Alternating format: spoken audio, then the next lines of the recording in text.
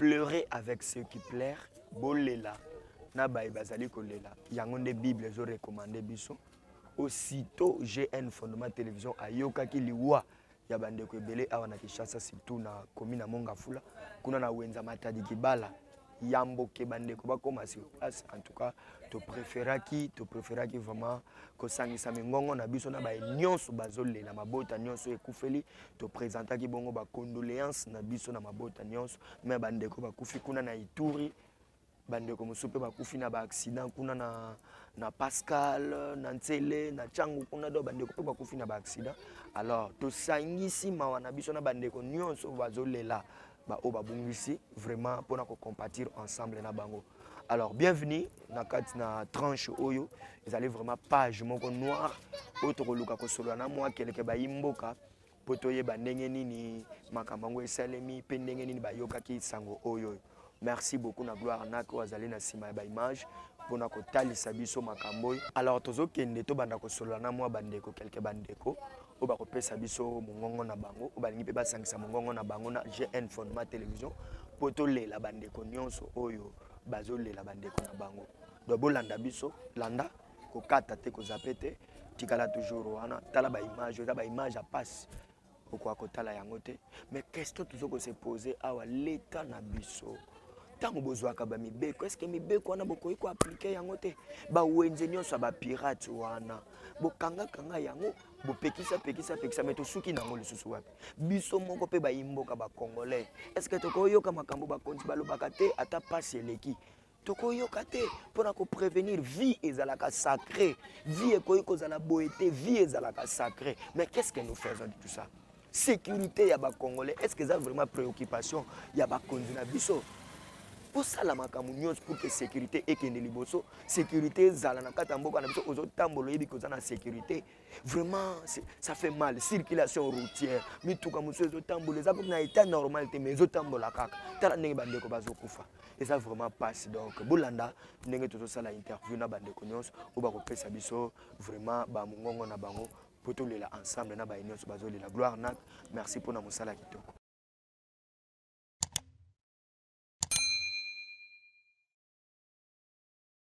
Alors, Nengeto Tiko annoncé bino, fidèles téléspectateurs, chers internautes, Awatoza déjà un monsieur Gilbert Baloki, Azali Bongo, un grand cadre politique, et Azali Moutazali qui travaille dans les domaines de l'éducation, mais aussi du social, à la République démocratique du Congo. Après, ça peut moi un point de vue par rapport il y a un drame où il est Nambo Canabiso, Mukolo ya mercredi 2 février. Monsieur Gilbert Baloki, bonjour.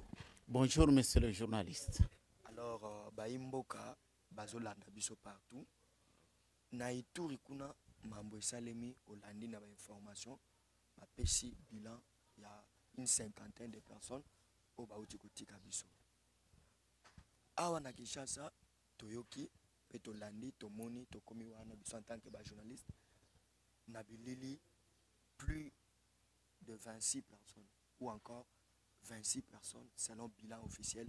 Il y a la République démocratique du Congo, il y a l'État congolais, Batiki Biso, sans compter Makamsou et Salemi, na boulevard Lumumba, côté ya Bakinkole, tout ça. Alors, tango yokaki Makambo ya Koufra ya Congolais, sentiment nini ou ekomelaki? Merci, monsieur le journaliste. Congolais, Oyo a bien ami. Congolais, vrai Congolais. Na mao nyonso uti koloba akoki kozala toujours na sentiment ya tristesse, sentiment ya mawa.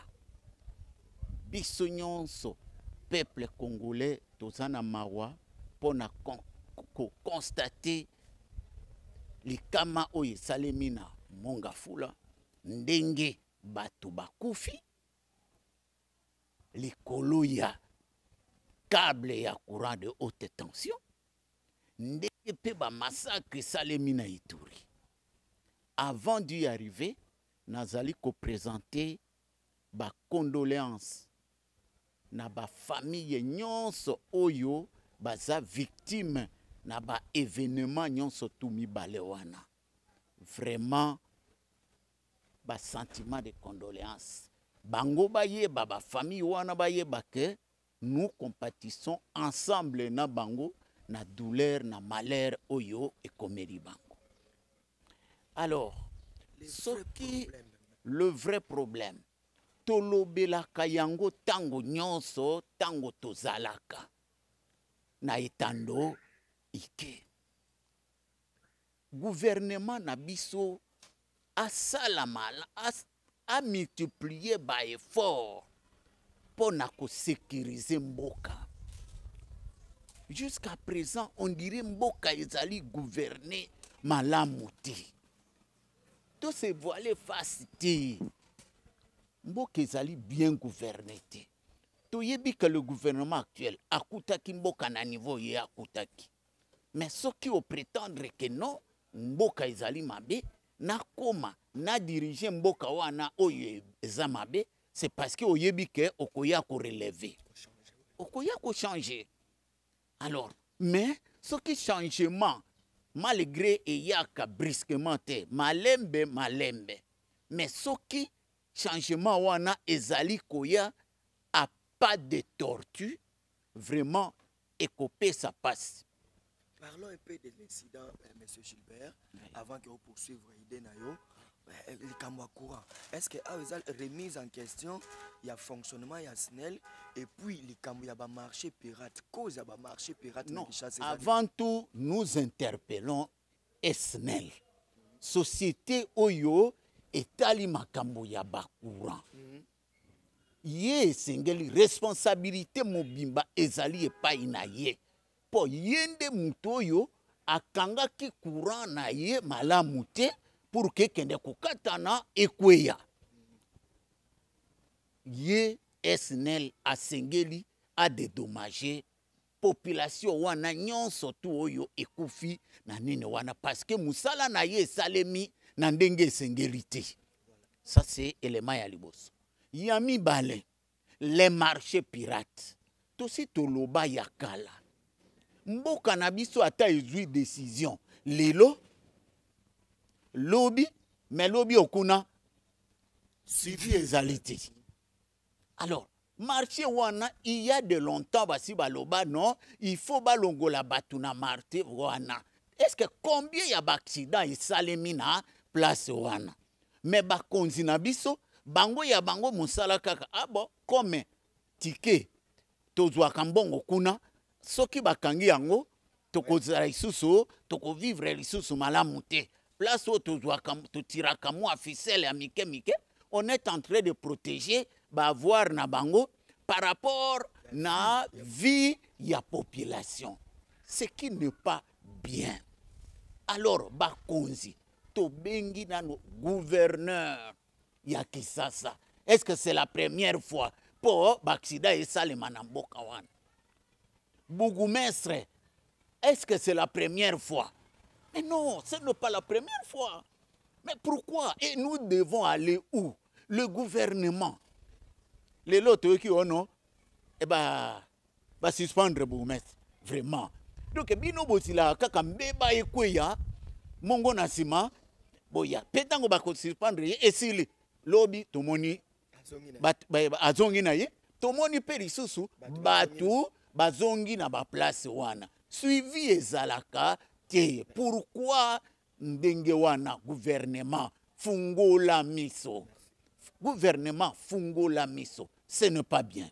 Ça c'est côté ya Kinshasa awa ndenge tomoni batu ya Ituri. Mais imaginez comment ba rebelle bakoka kokota te na place ya ba réfugié. Mutu yo ba bengi réfugié quand batu ba terrain moko oyo koki kokota facilement, c'est bien sécurisé. Batu bakimi bamboka na bango na côté ya Ituri bakimi na mboka na bango po ya l'insécurité. Baye ah non l'état batela biso tozangi nyonso. Mais bato yango yo l'état zali ko batela. Non louepe ya Monisco. Mais bat rebelle a yépé a massacré plus de 50 personnes. Papa, gouvernement, mapinga na biso, bozali wapi. Vraiment, non. Nazomona douleur, mais c'est Gilbert. Non, non, c'est inconcevable. Tobeleli gouvernement. Asala. Azwa ba disposition nyonso yesengeli pour que sécuriser banamboka. Et nous posons la question de savoir importance ya MONUSCO na mboka na biso ezali nini. Merci. Non, ça ne va pas. Grand contingent ya munene ya ONU à travers le monde ezali awa. Mais ba mbeba, ba tuerie, ba nini sécurité yango ezali wapi oyo. Présence ya Monique na mboka na biso ezali nene. MONUSCO présence na yo esalaka nini. Ce n'est pas bien. Alors, nabeleli po nazongi muke na munga fula. Biso peuple. Po biso toza balobeli ya peuple. Biso peuple. Toza la kape na mayele. Soki ba pekisi place songolo, place pakala. Botonga te. Bovanda te. Toyeba pe kotosa. Po tozali ko expose vie na biso na danger. Tala sikoy bokufi. Batou bakoufi. Quelle perte na ba famille? Il y a des orphelins. Oui, mais tout le monde est na famille. Bana wana batikali ba orphelin. Ba papa, ba veuf ou ba veuve. Oyo batikali. Est-ce que l'État a kozwa bango en charge? Et s'il faut même azwa bango en charge, ça ferait combien de temps?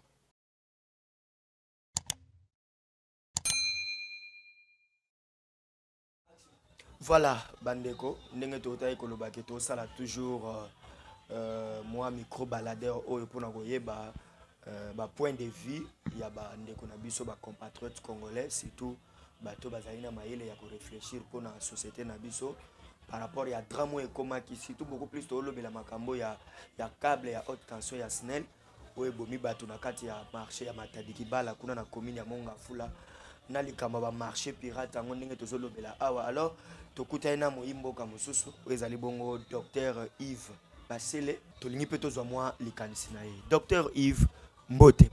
Mbote, papa journaliste. Alors tokuti vraiment en plein service au limbisa biso makasi parce que makambo tozolobela awa eza très important pour la société congolaise na biso.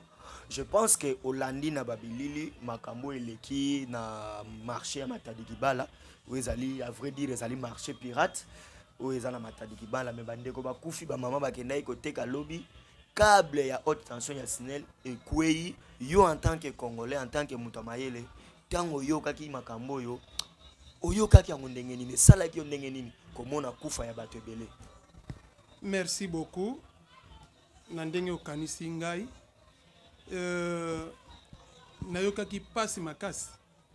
Pasi makasi et yambotena yandola motuna oyo permettait na se compatir quand même na bandeko oyo bazali kolela na moment oyo.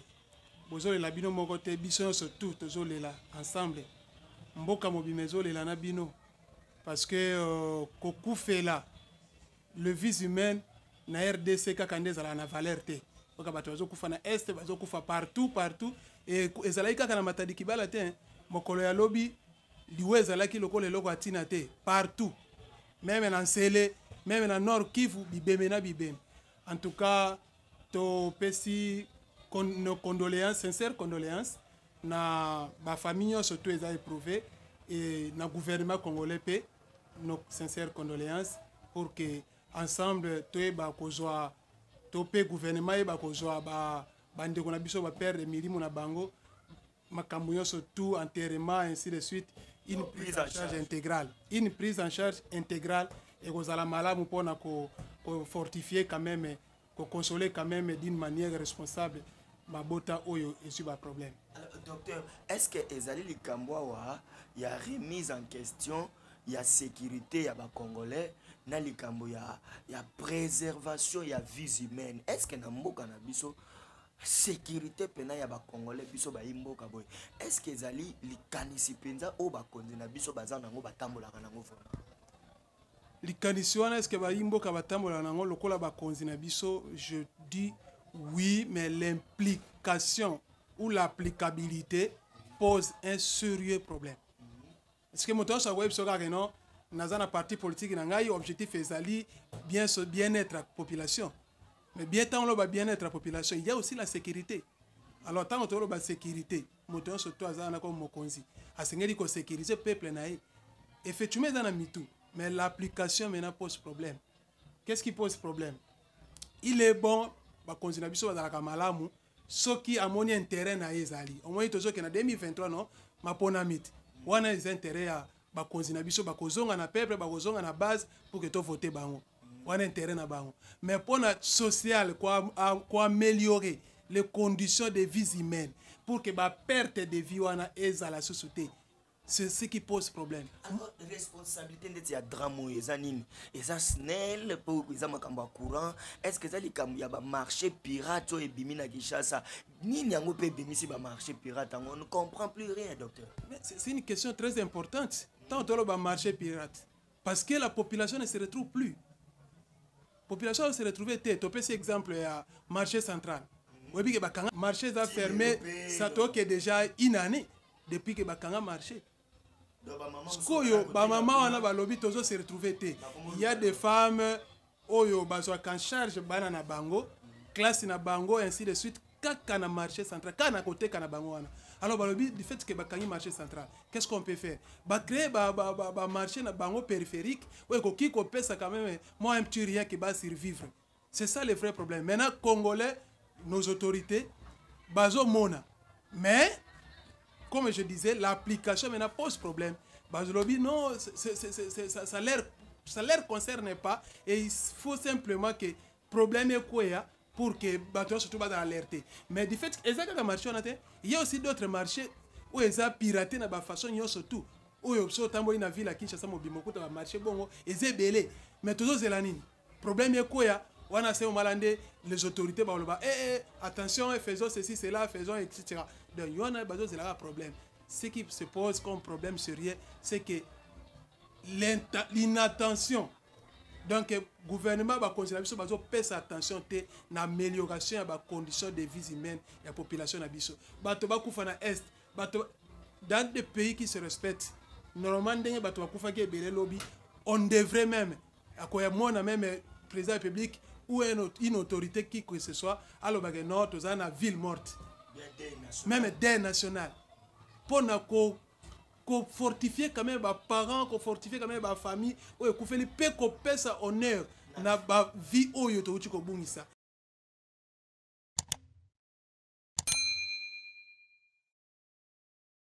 Non, et cause à sentiment, et ça là qui passe. So pasi na ngai ezalaki mingi kotala mboka parce que câble wana eko kata na ndenge na mboka oyo misala eza bien contrôlé to ezokene malamu parce que câble wana eza na société mo SNEL société wana nde eza na capacité kolandela pe devoir kolandela ba câble na bango nyonso premièrement. Deuxièmement eza marché pirate. Pourquoi marché pirate? Mais eza marché mo bandaka les ala nango biso to koli ezalaka na nga bongo mais eza pirate. Pourquoi? Parce que difficulté za mingi na moka ba mama na soki bazo luka tika ba mama na bakufi wana bango batangisa bana ba université bango na batangisa bana ba primaire bango na bazo lesa mabota nyonso bakende ko luka te pona bango bakena luka pona basunga parce que mibali misala malongeza te. Mais soki gouvernement na biso ezo en charge ministre portefeuille azui responsabilité na ye. Et ça problème ya ba société comment câble wana ekokoma na niveau wana bino bosanga koyeba nanu ba état ya ba câble ya bino bon banda kala pourquoi ba ko changer yango parce que ça datait déjà ta ba câble et tiama depuis les années yo botama tengana to botama te ba câble wana ezala. C'est vrai? Oui. Ba câble wana ezala ba mwe donc en réalité fallait ko ta déjà na changement. Et les lorsque on dengue sali bongo, peut-être tout le monde malamu. Tout le monde malamu. Te président yaki aye kotal. Est-ce que le problème est président kotal ba to ba kufito ou to za ba précaution pour ba événement malheureux yate. Il y a une question ba to belé bazo mituna na mboka na biso. C'est comme si mboka na biso ezalaka na ngoka na no mabeku ya bongo ne ba konzi ba ko ya. Le mal de notre pays, c'est quoi? Ce que fait les salami bakonzi baye. Au lieu de prévenir, bango soki bayaka mpo alakisaki ye azocompatir kocompatir eza wana te compatir eza koéviter le mal esalama. C'est ça toza na mposa bato bakoti na idée moko bazala mpenza bato moko bazwi souci ya Congo mpo ete pasi oyo ata président ake ata bapesi combien na bamama wana est ce que bamama wana bakozonga bacharge ya bamama na leta na biso akozwa yango est ce que azwi place nini nga siko problème na nge eza avenir ya bamama wana bana na bango batiki baorphelin bavi na bango. Qu'est-ce que l'État a lobby? L'État, qui est dans le pays mususu, ce que l'État a fait ici, aïe a fait une orientation, a fait disponibilité pour la place à orienter bino. L'État a fait talent de bazo bengana batna balabala. Tout na bango batinda bango wapi. Lelo ba bengani bango mona bato a commune ba yeba ni kotekela bango ticket ba zo tekana balabala.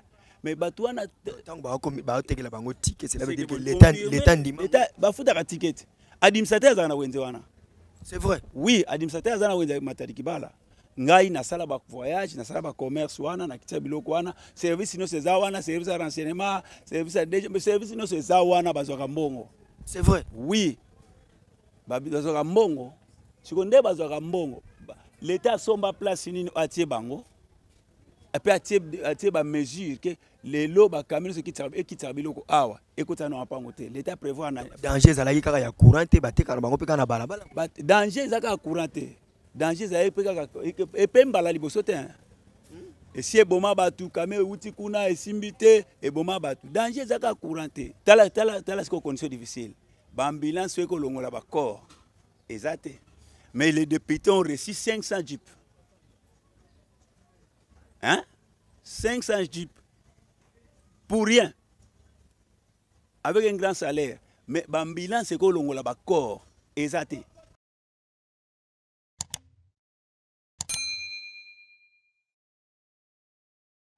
Boyo qui passe dans mon thème, n'est pasteur à lobby. Donc, ça vraiment. N'habite ceux qui sont en Congolais, moko oazana esengo na makambo uti ko komela biso.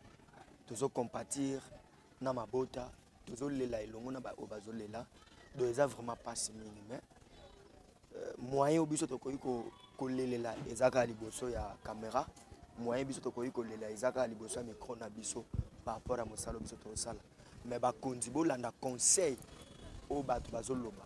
Bolanda mboka ezala vraiment na ba loi pe ba loi wana ezala appliquer na mutu nyonso to landela contrôle suivi ezala ba kondi ba pekisa ba wenze wana mais wenze ezala kaka après ko pekisa ba orienter batu wapi to yebite bo orienter batu wapi to yebite qu'est-ce que vous avez fait? On ne sait jamais donc eza vraiment pas si alors na yebite ni misuto ko ikolo ko bandeko bakonzi boza surtout ba précaution pour que makamba boye ekoma lisusu te na kati ya mboka na biso. Merci na bandeko nyonso bolandaki biso bino pe bozolela na libanda bino ba congolais ya diaspora o bolela partir ya libanda bosangisa mingongo na bino na biso pour que tolela ensemble na bandeko yo bazolela mais ndenge ba intervenant na biso ba uti koloba awa est-ce que l'État n'a besoin de décréter des national était poto les labiso nyonso ensemble yango ne mutuna otoko ikomituna. Donc merci beaucoup par contre je pense que bo landa biso bo yoka biso bo décréter des national. Merci beaucoup na gloire nak kwazala ki na sima bilili eza image ya passe ya mao auto réalisé pour na bino mawa. Restez toujours branchés na GN Fondement Télévision pour besoin de information ou isengeli. Merci na bande konos bolande biso. Vraiment moyen kotanga ba kombo ezate mais merci ka ndenge bolande biso. Merci.